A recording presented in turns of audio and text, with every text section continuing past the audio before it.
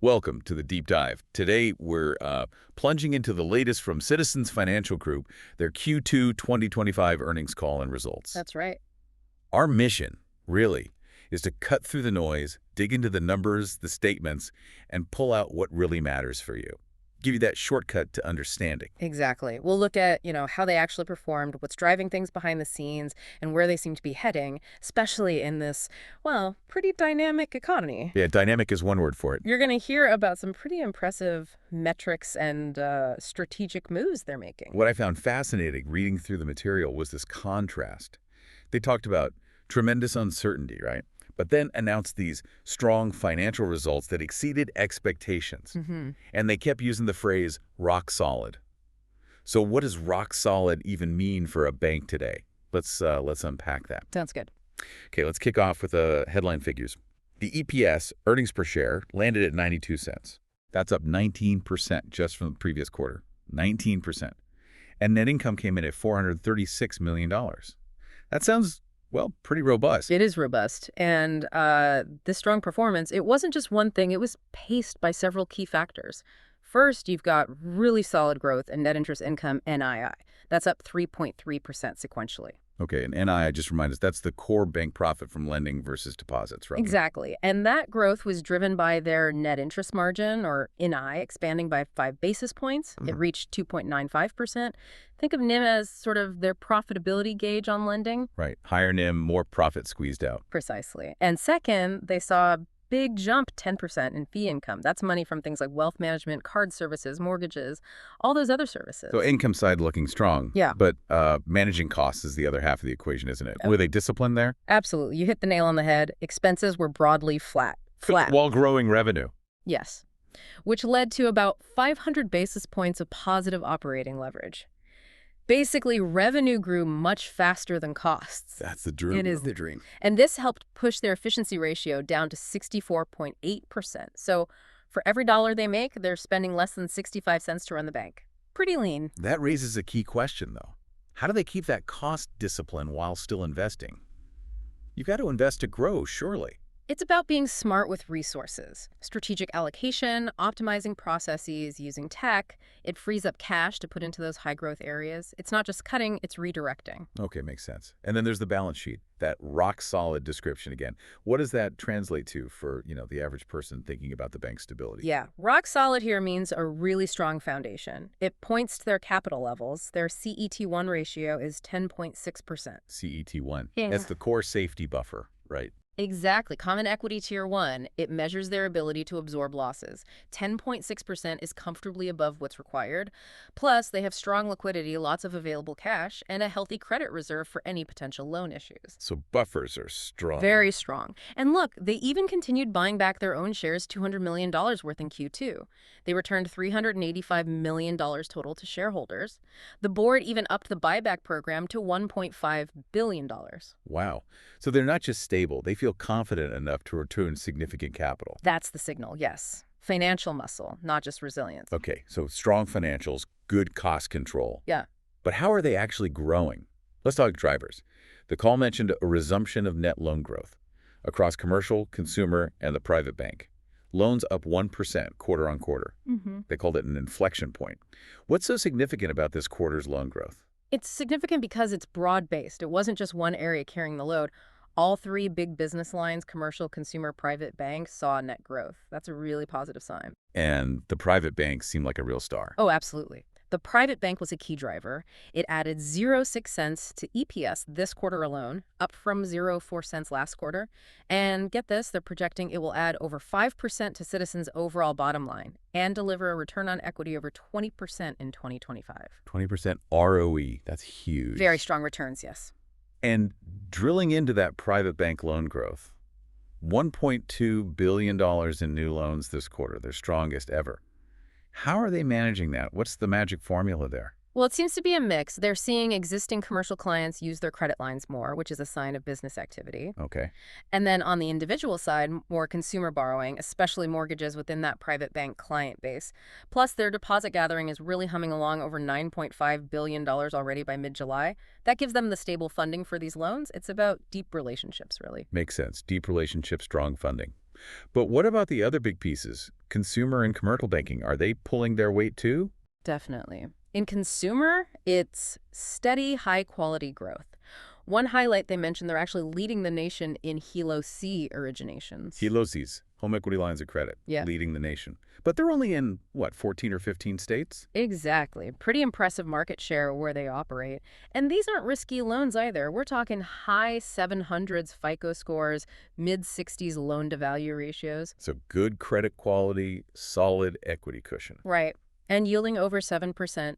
They also just launched new MasterCards, and interestingly, almost a third of the initial uptake is for their high-end Summit Reserve card aimed at mass affluent customers. Okay, so targeting that higher-end consumer segment. Mm-hmm. And commercial, outside the private bank. Yeah, on the broader commercial side, about three-quarters of the growth came from that private complex think private equity clients. The rest was traditional C&I, commercial, and industrial lending. And that seems supported by businesses feeling a bit more optimistic now that some uncertainties, like tariffs, seem to be fading a bit.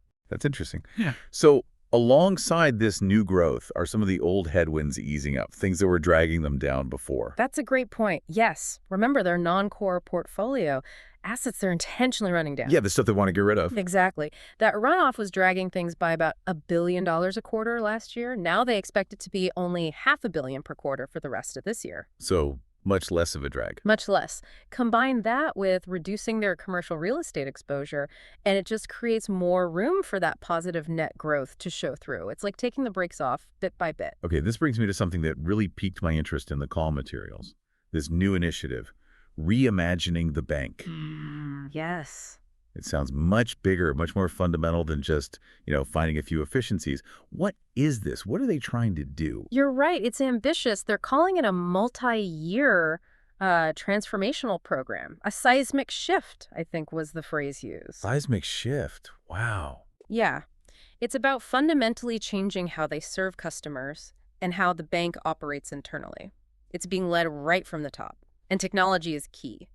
They specifically mention leveraging Gen AI and their own Agentech AI platform. So using AI to change things up, like what specifically? Think customer service, internal processes, maybe faster loan approvals, better fraud detection, more personalized advice through AI tools. But it's broader than just tech. It involves changing the organizational model, the underlying data structures, even the skills their employees need. So it touches everything. Pretty much. Operating metrics, real estate footprint, simplifying vendor relationships. It's all on the table. And the idea, the hope, is that the efficiencies gained will actually pay for the transformation itself. Self-funding. That's a big goal. So if they succeed with this reimagining, what does that mean long term? For strategy, for profitability? Well, the potential payoff could be, as they put it, quite beneficial to the overall financial metric. It's not just about saving money now, it's about building capacity. Capacity for what? Capacity to reinvest even more into growth areas. Faster product development, better customer tools. It creates this positive feedback loop, or virtuous circle, as they called it. More efficiency funds, more investment, which drives more growth and efficiency. A virtuous circle. Okay. Looking out a bit then, how are they positioning for what's next? Interest rates are still uncertain, competition's fierce. They seem pretty comfortable. They reiterated their full year 2025 guidance, the outlook they gave back in January, and they see good medium-term momentum. Their target for ROTCE, return on tangible common equity, is 16–18%. Which is a strong profitability target. Very strong. And they see that core profitability engine, the NME, expanding further to maybe 3.05–3.1% by late 2025, and potentially 3.25–3.5% by 2027. So expecting profitability to keep improving. Yes, and they're hedging too. Prudently putting on some forward-starting hedges to protect against rates falling unexpectedly. But they're not betting the farm. They're leaving flexibility in case rates go higher. It seems balanced. And competing in this market, what's their edge? Their secret sauce, as they apparently called it. Yeah, the secret sauce. It really seems to be about those deep multi-product relationships, especially with mid-sized companies. It's not just lending money. It's treasury management, wealth advice, the whole package. Being the go-to partner for everything. Exactly. That creates stickiness. And critically, their deposit gathering is strong. Their retail low-cost deposits are outperforming peers significantly this year. Their cumulative deposit beta is 54%. Okay, deposit beta, lower is better. Means they aren't passing on as much of the rate hikes to depositors. Correct. It means their funding costs are rising slower than average, which directly helps that net interest margin. It's a key advantage right now. Right, managing those deposit costs is crucial. Okay, let's switch gears slightly to credit quality. Always vital for a bank. The report sounded good, favorable trends. Net charge-offs down a bit to 48 basis points. Non-accrual loans down too. But how are they managing the ongoing risks? Particularly in commercial real estate, specifically office. That's been the big worry spot for the whole sector. They sound pretty confident, actually. They stated they think the peak in credit losses and those non-accrual loans for this cycle is already behind them. Behind them. That's a strong statement. It is, and specifically on the general office portfolio, they said this was the first quarter their allowance for credit losses. The money set aside for losses actually declined for that segment. I mean, they think they've reserved enough, or maybe even too much. It suggests they feel the existing reserves are adequate for the expected losses. They're now charging off problem office loans against those reserves, but they don't feel the need to add more back in. It signals an expectation that property valuations might be stabilizing. Interesting. And they added that they haven't moved a single office property into their special workout group in the past year. So the known problems are being dealt with, and new big problems aren't emerging in office is the message. That seems to be the message, yes. Yeah. That the problem children are identified and are being restructured. That does sound like a well-contained risk, Yeah. at least from their perspective. Why are they so confident, though, when others are still cautious? Especially with the economy still, uncertain. A lot of it goes back to their risk appetite, their strategy. In consumer, remember, they focus on mass, affluent, and affluent, generally safer bets. In corporate, they've deliberately moved upmarket to stronger credits. Okay. And for riskier stuff, like leveraged finance, they're very disciplined. They diversify heavily, syndicate loans out to others. Basically, they don't keep large chunks of the riskiest stuff on their own books.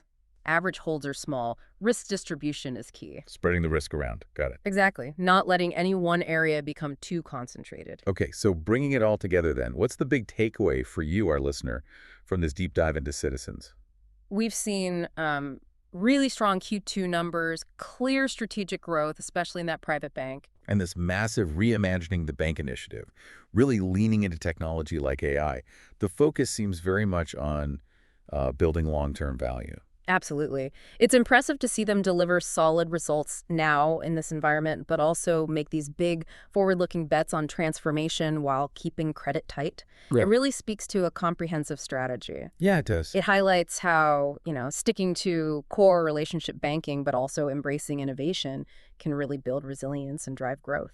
And thinking about that reimagining effort, it leans so heavily on AI, which they admit is evolving at a mind-boggling pace. Yeah. And they mentioned looking for ready-made turnkey solutions. It just leaves me wondering, if everyone starts adopting these off-the-shelf AI solutions, what does that do to the competitive landscape in banking, especially for maybe smaller, nimbler banks? Yeah. Could they actually leapfrog some of the giants by adopting these tools faster? Something to chew on, definitely. It certainly is. Lots to watch there. Well, that's all the time we have for this deep dive. Until next time, keep learning.